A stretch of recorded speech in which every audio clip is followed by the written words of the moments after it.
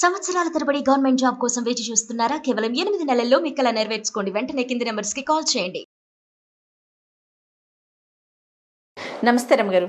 నమస్తే జయ. రమగారు, మనం చేసే కొన్ని తప్పులకి, పాపాలకి కొన్ని శిక్షలు ఉంటాయని మనం అనుకుంటూ ఉంటాం. నరకంలో అనుభవిస్తామని కదా. వీటిని తప్పించుకోవటానికి అంటే శిక్షను తప్పించుకోలేకపోతామేమో కానీ తీవ్రతను తగ్గించుకోవచ్చు కదా. కొన్ని మంచి పనులు చేయమంటారు. ఇట్లా వీటికి సంబంధించి ఏమన్నా కథలు ఉన్నాయండి? చచ్చిపోయాక ఏమవుతుందో మనకేం తెలుసు అమ్మాయి?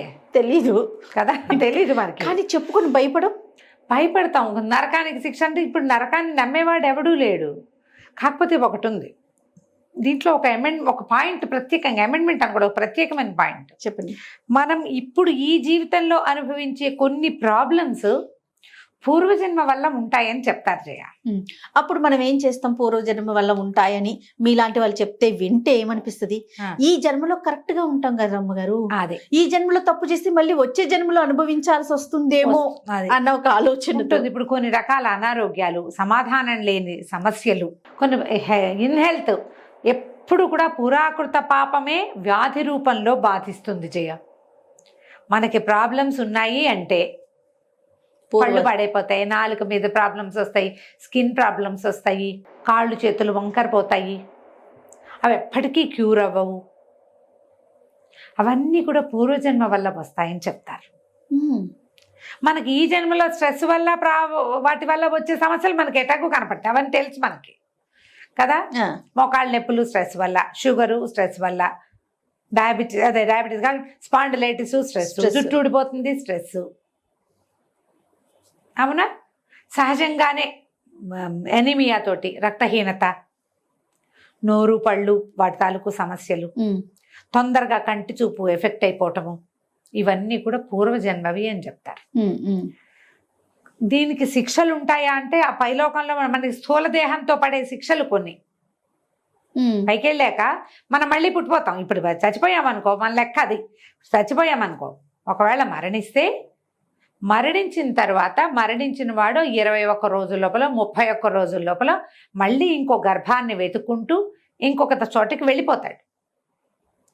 వీడి తాలూకు స్థూల దేహాల్లో ఒకటి నరకంలో శిక్షలు అనుభవిస్తుంది జీవుడు. ఆ జీవుడిలో ఒక పార్ట్ పైన శిక్ష అనుభవిస్తుంది. మళ్ళీ వీళ్ళు ఈ పైకి వెళ్ళిన తర్వాత నువ్వు అలా పుట్టు ఇలా పుట్టు అంటే కుక్కగా నక్కగా మెక్కగా అలాగా పుడతారు. మనిషిగానే పుట్టు అంటే మనం ఎక్కడెక్కడ బాకీలు ఉన్నాయో అక్కడికి వెళ్ళి పుడతాం. ఆ బాకీలు లేవు ఏమి, నీకు పాపాలే ఎక్కువ ఉన్నాయి. ముందు ఈ పాపాలన్నీ తీరాక అప్పుడు నీ బాకీ తీర్చుకుందు కానీ అప్పుడు పంపుతారు. ఈ లోపల ఈ కుక్కగానో నక్కగానో పిల్లి ఎలక చీమ చిన్న చిన్న జీవితాలు. చీమగా పుడుతుంది, చీమించి బతికెంత, అంతే. పేనుగా పుడతారు, వాడి దాని బతికెంత. ఎవరికి ద్రోహం చేసామో వాళ్ళ చేతికి దొరికి చంపబడతాం. నల్లిగానో పిల్లిగాను ఎలాగోలాగా పుడతాము. ఎలగ్గానో ఎలుగుబంటిగానో పందికొక్కుగానో పుడతాము. మనిషిగా పుట్టామనుకో, మనం ఎవరికి ద్రోహం చేశాము, ఎవరికి బాకీలు పడ్డాము అక్కడికి వెళ్తాం. వాళ్ళు మనకి బాకీ అయినా అక్కడే పుడతాం, మనమే వాళ్ళకి బాకీ అయినా అక్కడే పుడతాం. స్థూల దేహానికి పడవలసిన శిక్షలు పడుతూ ఉంటాయి. వాళ్ళంత కాంప్లికేటెడ్గా ఉంది కదా. చాలా ఉంది రమ్మగారు. పూర్వం స్కాంత పురాణంలో ఒక కథ ఉంది దీని మీద. చిత్రకేతు అనే మహారాజు ఒక మహర్షిని కలుసుకున్నాడు. ఆయన అడిగాడు, ఏమిటి అద్భుతమైన ధర్మం అంటే ఏమిటి, ధర్మాలలో ఆచరించవలసింది ఏమిటి, నీ జోలికి ఎవ్వడొచ్చినా నిన్నెవ్వడు ఇబ్బంది పెట్టినా వాడిని ఏ ఇబ్బంది పెట్టద్దు, వాడి ఇబ్బంది తీరేందుకు ఏదైనా సహాయం చేయి, అదే అత్యుత్తమ ధర్మం అని చెప్పారు. దానికి ఒక కథ చెప్పారు. పూర్వం శివశర్మ అనే ఒక బ్రాహ్మణుడు ఉండేవాడు. చాలా భక్తుడు, స్వధర్మ నిధనం చేసేవాడు, అమ్మా నాన్నల్ని ఎంతో అద్భుతంగా సేవించుకున్నట్టు అతను. మాతాపితృ సేవ అద్భుతమైన సేవ. అమ్మా నాన్నని బాగా చూసుకో, అదే అత్యద్భుత ధర్మం. నువ్వు ధర్మం ఏ ధర్మంలో పుట్టావో, ఎందులో పుట్టావో, నీ ధర్మం అంటే అమ్మా నాన్న చూడటం కూడా నీ ధర్మమే. నువ్వు నీ సంసారాన్ని ఉద్ధరించుకోవటము, నువ్వు ఎక్కడ పుట్టావో ఆ ఇంటికి చెడ్డ పేరు తేకుండా, ఏ పేరు ఇచ్చారో ఆ పేరుకి చెడ్డ పేరు తేకుండా, ఆ ఇంటి పేరు పాడు చేయకుండా, అవన్నీ సాధారణ నిధనం కిందకే వస్తాయి. నువ్వు ఒక పూజా విధానం ఉన్న ఇంట్లో పుట్టావు, ఆ విధానాన్ని ముందు తీసుకెళ్ళి. లేదా నువ్వు ఒక పాలనా వ్యవహారం ఉన్న ఇంట్లో పుట్టావు, పాలించు సరిగ్గా, అదే ధర్మం. నువ్వు ఒక పొలం పనులు చేసే ఇంట్లో పుట్టావు, వృత్తి ఉంది నీకు, నీ కుటుంబాన్ని చెయ్యి, మీ అమ్మ నాన్న సూర్యుడికి దండ పెట్టారు, నువ్వు కూడా పెట్టు. ఈ స్వధర్మాలు అంటే ఒక పూజా విధానము జాతులకి చేయవలసిన అంటే ఏమనాలి, భగవత్ సంబంధమైందే కాదమ్మా, చేత్తో చేసే క్రియలు కూడా స్వధర్మాలే. ఇవి చేసేవాడు. అమ్మా నాన్నల్ని అత్యద్భుతంగా చూసుకునేవాడు.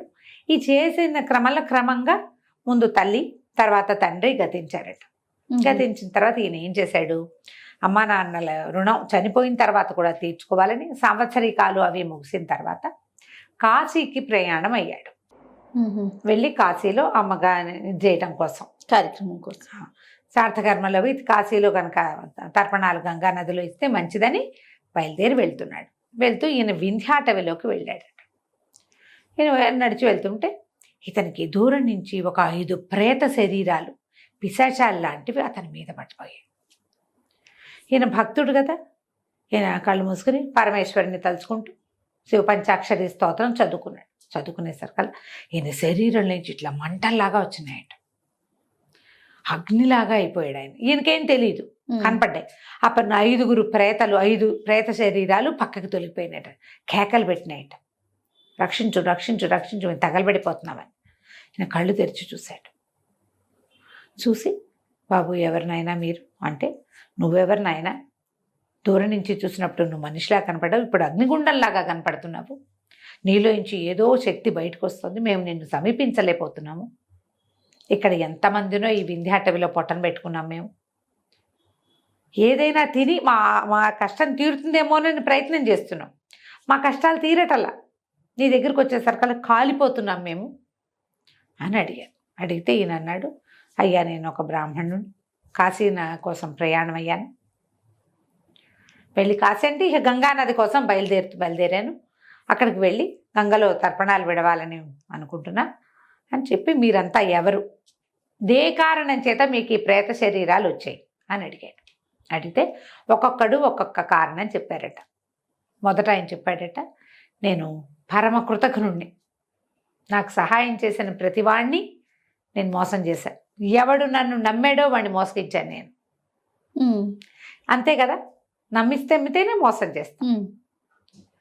మరణానంతరము నాకు ఈ సమస్య వచ్చింది, నా నోట్లోంచి అలా మంట వస్తూ ఉంటుంది, ఏం చేసినా ఈ మంట చల్లారదు, భగభగా మండిపోతూ ఉంటుంది నాకు లోపల, అందినట్టు లోపలికి వేసేసుకుంటా, ఏదైనా తగ్గుతుందేమోనని, నా వల్ల కావటల్లా, నాకు అవ్వట్లేదు, ఈ మోసం చేసే ప్రక్రియ వల్లే నేను ఇలా అయిపోయాను. ఇప్పుడు మనం ఎవరినైనా మోసం చేయాలంటే ఎలా చేస్తాం, వాళ్ళు మనం నమ్మితేనే కదా, నా నమ్మించి మోసం చేయటం, దానివల్ల నాకు ఇలాంటి ప్రేత శరీరం వచ్చింది అని చెప్పాడు ఫస్ట్ వాడు.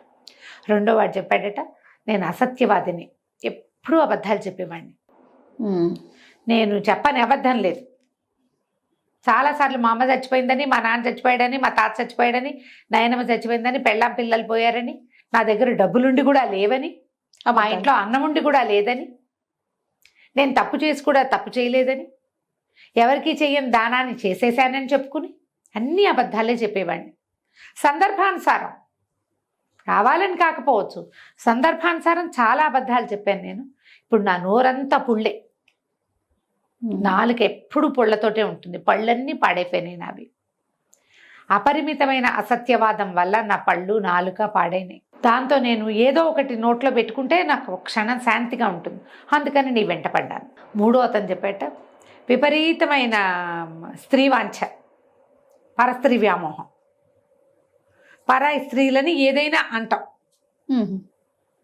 ఇప్పుడు కూడా మనం అట్లా చూస్తాం చూడు, రోడ్డు మీద ఎవడైనా అడ్డొస్తే వాడు అమ్మని తలుచుకుంటుంటాడు వీడు, అంతేనా? ఎవరైనా అడ్డొస్తే వాడిని తిట్టాలి, వాడు అమ్మ జోలికి ఎందుకు వెళ్తారు, అవునా కాదా? అవునవును. ఇలాంటి వాళ్ళకి ఈ శిక్ష వస్తుంది. శరీరం పైనుంచి కింద దాకా ఇట్లా రసికారుతూ ఉంటుందట వాడికి, అమిత వాసన వస్తుంది దగ్గరకు వస్తే, ఒళ్ళంతా రసి పుళ్ళు. ఈ ప్రేత శరీరంతో ఏది దొరికితే అది తింటున్నాను నేను, తగ్గుతుందేమోనండి, ఏం తగ్గదు అంతే. ఈ పరస్త్రీ వ్యామోహము, పరస్త్రీ గమనము, ఇవి రెండు, దాంతోపాటు పరస్త్రీని నింద, తెలిసి నిజం తెలిసి అంటే వేరు, తెలియకుండా కూడా అంటాం, వాళ్ళు ఎవరో తెలియని వాళ్ళని కూడా వీళ్ళు అంటారు. ఈ అనేవాడికి ఇలాంటి శిక్ష వస్తుంది. ఒళ్ళంతా పుళ్ళే. ఏ పుండు ఎందుకు వస్తుందో తెలియదు, దానికి క్యూర్ ఉండదు. ఇదో బాధ. 4వ వాడు చెప్పాట, నేను పరమ పిసినారిని కిందటి జన్మలో. నా ఇంట్లో వాళ్ళని తిన్నవల, మా నాన్నకు కూడా అన్నం పెద్ద వయసు వచ్చాక మందిపించల, వైద్యం చేయించకుండా, తిండికి బాగా చూడకుండా, వాళ్ళకి అవసరాలు చూడకుండా, ఏ దాన ధర్మము చేయకుండా, ఆఖరికి పెద్దవాళ్ళకి పెట్టే శ్రాద్ధ కర్మల్లో కూడా పరమ పిసినారితనంగా వ్యవహరించాను. అతి పిసినారితనంతో నాకు ఈ ప్రేత జీవితం వచ్చింది. అరికాళ్ళు మంటలు, అరిచేతులు మంటలు. నేను ఏ గుడికి గుడిలోకి వెళ్తే రూపాయి వేయాలి, ఏదో ఒక పావలా ఖర్చు పెట్టాలా, దేవాలయానికి వెళ్ళాల పిసినారితనంతో, ఏ తీర్థయాత్ర చేయాల పిసినారితనంతో, అరిచేతులు ఎవరికి ఏమి ఇవ్వకపోవటం వల్ల అరిచేతులు మంట, ఏ తీర్థయాత్ర గమనము చేయకపోవడం వల్ల అరికాళ్ళు మంట, అరిచేతుల నుంచి అరికాళ్ళ నుంచి మంటలు వస్తూ ఉంటాయి. ఈ మంటలతోటి నాకు ఎవరైనా వస్తే ఏదైనా ముట్టుకుంటే హాయిగా ఉంటుందేమని నేను ఇట్లా నివ్వట్టుపడి ఎవడ కనపడ్డా వాడి మీద పడి ముట్టుకుంటా, నాకేమీ అవ్వదు. ఇదో బాధ.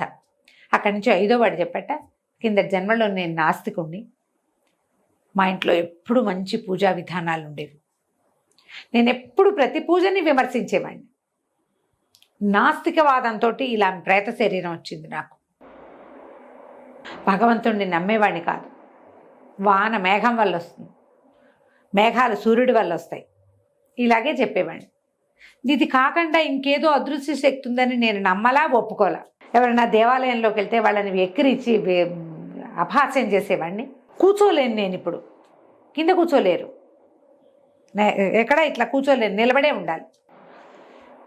ఎక్కువసేపు నుంచున్నా కాళ్ళ నొప్పులు వస్తాయి నాకు. ఇలాంటి ప్రాబ్లమ్స్ ఉన్న వాళ్ళని ఎంతమందిని చూస్తాను చేయమా. వీటన్నిటికీ ముందు ఈ నాస్తికవాదంతో కూడా, పోనీ నాస్తికవాదం నువ్వు ఉంచుకో, ఎవడో గుళ్ళోకి వెళ్తుంటే నువ్వు వాడిని అంటావు ఎందుకు? ఎవరి నమ్మకాన్నైనా నువ్వు ఎందుకు ప్రశ్నించాలి? నేను నమ్మకం లేదు మానే, అంతే. మానరు వీళ్ళు, మానుకుని పక్కవాడిని కూడా అందులోకి లాగడానికి చూస్తారు. అవును. ఇప్పుడు హేతువాదం వేరు, నాస్తికవాదం వేరు కదా, డిఫరెన్స్ ఉంది. నాస్తికులు వేరు, అంతే. ఈ నాస్తికవాదంతో ఈ పరిస్థితి వచ్చిందంటే ఆయన వాళ్ళందరినీ చూసి జాలిపడ్డాడు. అయ్యా, నేను ఒట్టిగా భక్తుడిని, నేను పరమేశ్వరుని ప్రార్థించడం వల్ల నేను నా ధర్మ నిధనం చేశాను, సాధారణ నిధనమే చేశాను. అమ్మ నాన్నని శ్రద్ధగా జాగ్రత్తగా చూసుకున్నాను, నా శక్తి కొద్దీ వాళ్ళని సేవించాను. ఇప్పుడు తర్పణాలు విడవటానికి వెళ్తున్నాను. నేను కాశీ వెళ్ళాక శివరాత్రి, ప్రతి శివరాత్రి ఉపవాసం ఉండే అలవాటు ఉంది నాకు. శివరాత్రికి నేను నా కాశీనగరానికి చేరుతాను. నా కాశీ గమన ఫలితం నాదనుకోండి, కాశీలో శివరాత్రి ఉపవాసం ఉన్న ఫలితాన్ని మీ 5గురికి ధారపోస్తాను. మీ గోత్రనామాలు చెప్పండి అని వీళ్ళందరి పేర్లు గోత్రాలు రాసుకున్నాడు ఆయన. రాసుకుని కాశీనగరానికి వెళ్ళాక కొద్ది రోజులు అక్కడ ఉండి శివరాత్రి నాడు ఉపవాసం ఉండి, శివరాత్రి పర్వదినం అయిన తర్వాత ఆ ఉపవాస ఫలితాన్ని వీళ్ళకి ధారపోసాడు. ఏ 5గురికి తన తల్లిదండ్రులతో పాటు వీళ్ళకు కూడా తర్పణాలు విడిచాడు. వీళ్ళ 5గురు ప్రేత శరీరాలు వదిలేసి దివ్య శరీరాలతోటి స్వర్గానికి వెళ్ళిపోయారు.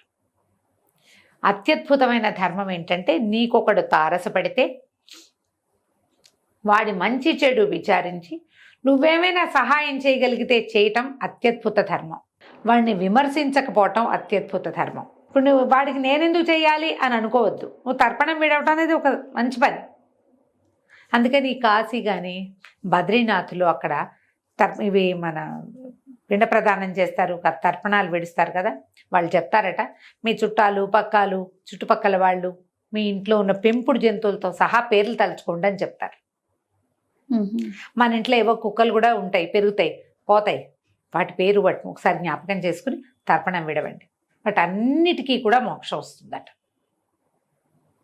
ఆవులు, ఎడ్లు, మన దగ్గర ఉన్నవి గేదెలు, మన వాకిట్లో చచ్చిపోయిన పిల్లి మొహందేదో పిల్లి ఉంటాయి కదా, అట్లా మన చుట్టాలు పక్కాలు చుట్టుపక్కల వాళ్ళు స్నేహితులు అందరి పేర్లు గోత్రనామాలు చెప్పగలిగిన వాళ్ళందరివి చెప్పటం. మన వాళ్ళే అనుకో, మన అమ్మమ్మ, మన తాతయ్య, మన మావయ్య, వీళ్ళందరివి గోత్రాలు అవి మనకు తెలుసు.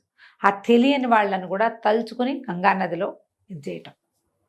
నువ్వు ఏదైనా ఒక మంచి పని చేయదలుచుకున్నప్పుడు నా వాళ్ళందరూ బాగుండాలి, సర్వే జన సుఖినో భవంతు అంటే చాలు. ఈ ఒక్క వాక్యం అనుకోవటమే అత్యద్భుతమైన ధర్మము అని స్కాంద పురాణంలో చెప్పబడింది. బాబా ఎంత బాగుందో రమ్మగారు. కథ విశేషమైన కథ. చాలా చాలా బాగుంది, అద్భుతంగా ఉంది. ఇవన్నీ జ్ఞాపకం పెట్టుకోండి. ఇలాంటి మన జీవితంలో ఈ నడిచేటప్పుడు ఏవో కొన్ని పొరపాట్లు, కొన్ని తప్పులు, కొన్ని అనుకోనివి జరుగుతూ ఉంటాయి. కొన్ని అప్పుడప్పుడు కావాలని చేస్తాం కూడా. ఆ తప్పనిసరి పరిస్థితి ఏదో తప్పనిసరి పరిస్థితి అయ్యి నువ్వు ఏ తప్పు చేసినా ఎక్స్క్యూజ్ లభిస్తుంది, చిన్న శిక్షతో పోతుంది. కావాలని చేసావో మోసుకోవాలి సర్ది మూట అంతే. అందుకని మన వల్ల ఏదైనా పొరపాటు అయితే దేవుడికి దండం పెట్టుకోవటం, ఎవరికైనా భోజనం పెట్టడం, ఓ ఆవు కాస్త గడ్డేయటం, ఒక కుక్కకు రొట్టె కొని పెట్టడం, ఓ పిట్టకి 4 గింజలు పడేయటం, కనీసం అదైనా చేస్తే వీటిలో నుంచి బయటపడతాం. కొంత అంతా కాదు, సూక్ష్మంలో మోక్షం కొంతైనా మనం బయటపడతాము. కాబట్టి ఇలా ఆలోచించండి. మానవతా ధర్మం ఉండాలి ప్రతి వాళ్ళకి కూడా. తప్పకుండా. నమస్తే. నమస్తే.